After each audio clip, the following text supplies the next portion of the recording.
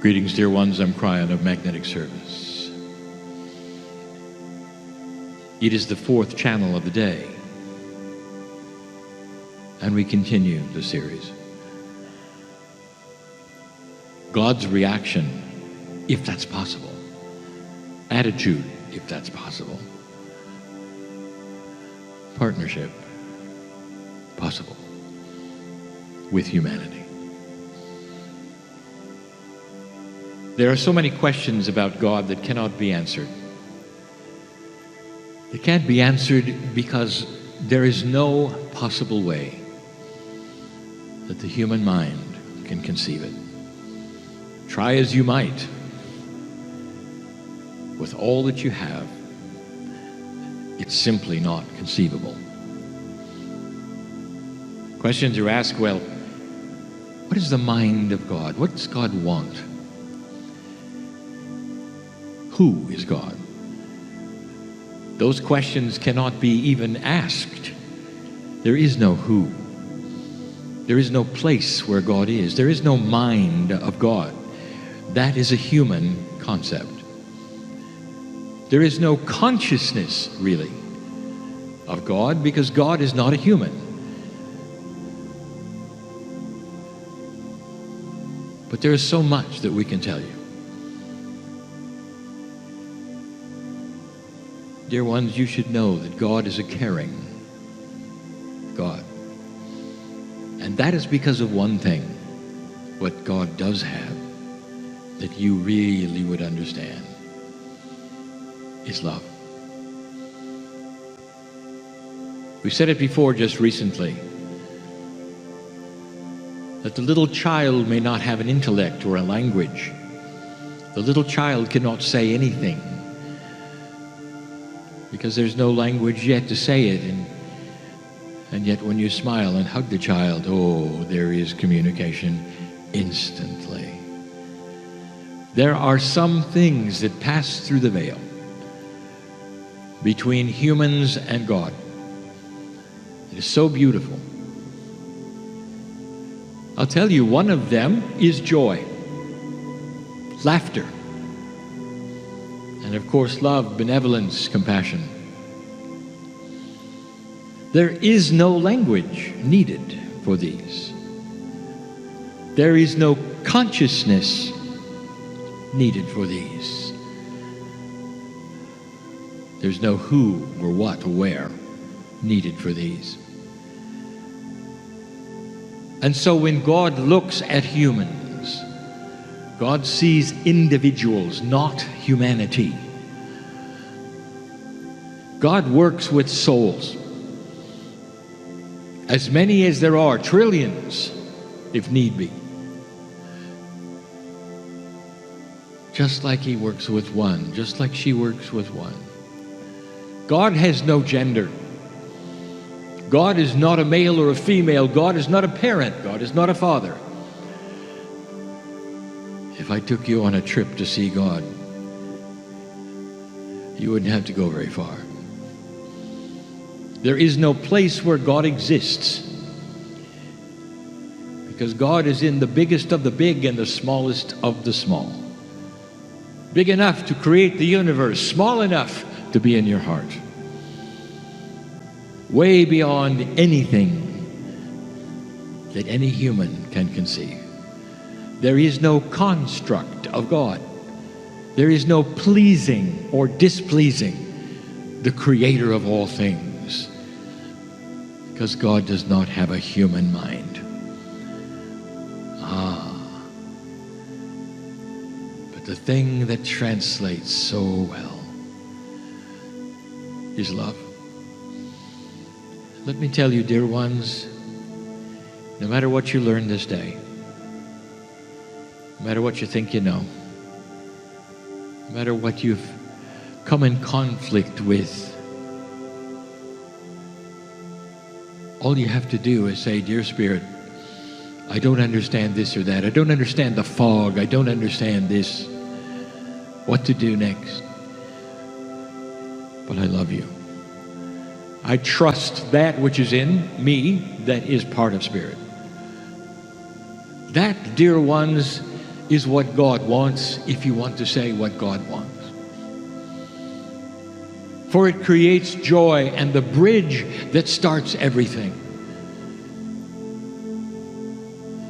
If you could ask yourself or ask me, what is it truly that would please God? We would say, well, there is no pleasing or displeasing. God is God. What does God want? There is no want. There is no on and on. And yet God is biased in love. And that's the answer. Is to start loving that inside you, which is God, which is Spirit, which is the Creator. No language needed. No intellect needed. No where, why, what, or how needed. That will start a process that brings you into alignment for the intuition that you've asked for, to start the processes that we have spoken of this day. We've talked about the bias of God when you start awakening, and is it real or is it not real? We've talked about the communication, how God wants to synchronize. Wants, there's that word again. The bias is always there. The bias of love. If you want to know what God wants, if you want to use that terminology, what does love want? You look at your child for the first time with new eyes. First time, the eyes meet yours. What do you want? Mother, what do you want? And there is no want. There is an overflowing love. Perhaps with tears rolling down your eyes to see that creature that has come from you, that is new, and all it wants is so helpless. All it wants is to be hugged and loved. What do you want? Nothing. You just want to love. That's all you want. That's God. There's no agenda, is there, when you look into that set of eyes? Not really. You're so grateful. They're beautiful. You're just so grateful.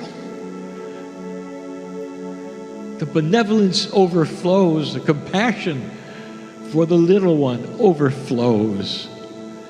That's who God is.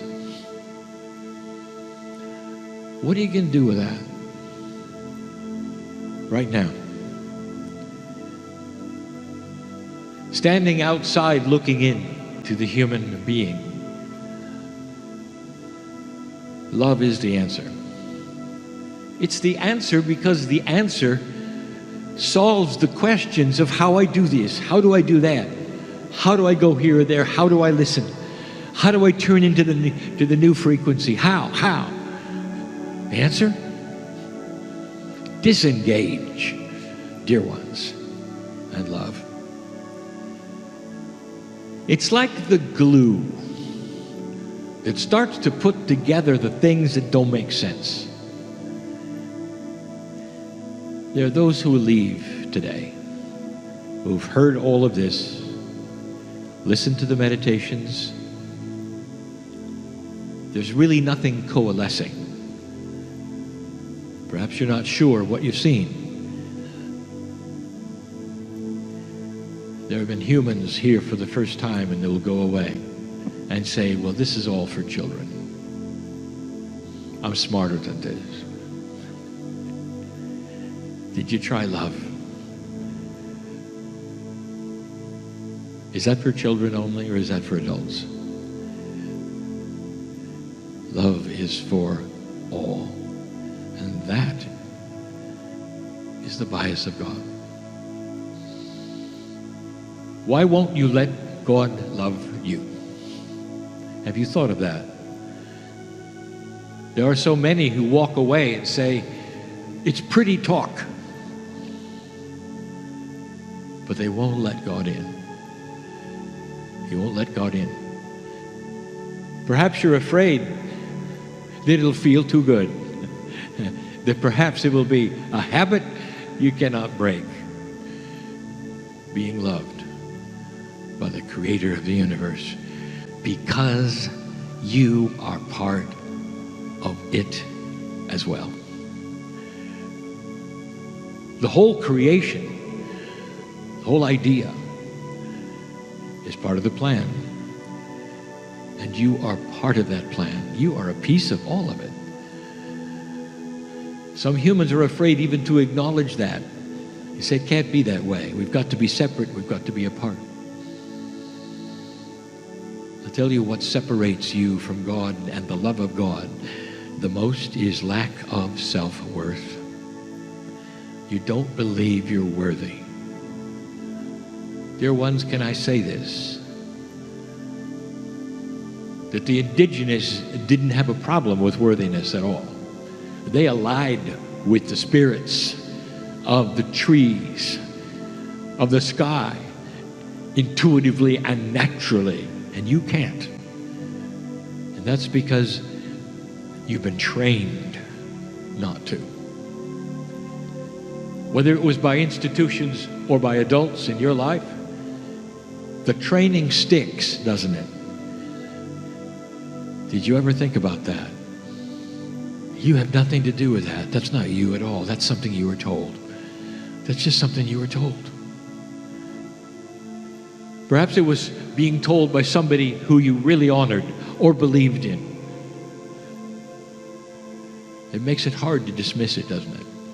It's almost like a betrayal of somebody who told you that.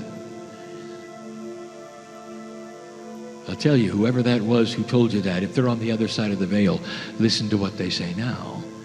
They say, we didn't know. We didn't know. Forgive us, we didn't know. You are worthy. You are worthy. You are worthy. You are worthy. You're worthy of being loved. You're worthy of being healed. You're worthy of walking out with a smile. Some will leave this place and say, I didn't understand any of this. Not really. I love that when that happens. Because that means you can dismiss the intellect and you can say, it felt good. For you, I'll say, this or something better. Dear God, this or something better. Dear Spirit, I love you. I have no idea what to do. I don't really understand anything esoteric. It just felt good. That's all it takes. That's all it takes. There is no steps that you must climb to be loved by God. All you have to do is get out of your way. That is communication, is it not? And so that is how we see you. Perfect, healthy, ready to evolve, and we're in love with you. That is the concept we have been trying to give you for years. And the opposition doesn't like it. They want rules in between. And dear ones, the rules come from the human mind, the human structure. It wants God to have a face, live in a certain place, go to the store, all the things that humans do, all the dysfunctions that are human. There are those who want to place that upon the Almighty Creator of all things. And that's just because humans do that. So, for you, spiritual common sense, who is God? There's no who. There just is. Where is God? There is no where. He's everywhere. The love of God is everywhere. In every single molecule and atom. Only the difference is you're a piece of that. Therefore, you have an affinity. You have an alignment with it. You can feel it. And that is why you know that when you die, there is no death. That the biology leaves, but the soul is forever. Because you know you're part of it. So why not just relax and know that you're worthy of it all.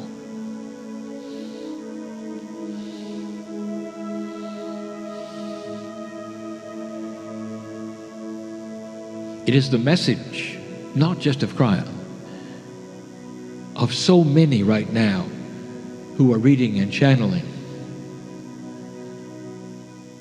and actually coming eyeball to eyeball with the truth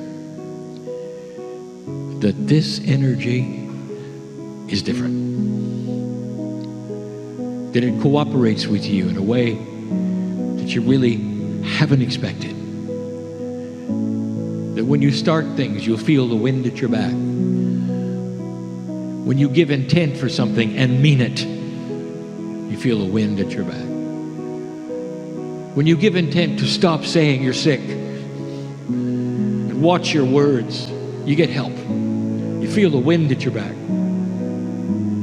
When you start telling your cells certain kinds of things that they need to hear from you, the boss, your consciousness imbued in your cells, it needs to hear it. You get the wind at your back. It's new. So many of you have tried so many things. But have you really tried the surrender of this? To clear your consciousness of can'ts. I can't do this. I won't do this. This is not going to work. This has never worked before.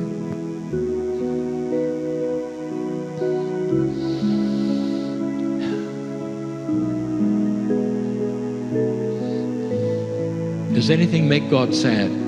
God cannot be sad. But from a 3D standpoint, if I could paint you a picture, it would be the human being who is suffering in pain, wallowing in lack of self-worth, crying, when all along they've got this beautiful jet plane that could soar above everything else, and they don't even know it. That's a metaphor, dear ones. It's a metaphor for the consciousness that is possible, every single one of you. How would you like to fly? That's a metaphor. It's being close to the light. Going to a place that is so much like light that you feel an affinity with it. Literally, you become it. There are many who don't know what I'm speaking of, and there are some who really do. I am Cryon. I'm a messenger. I've never been human. I see you. I know you. That's why I love you. There's so much potential here. So much potential here. It's time to claim who you are.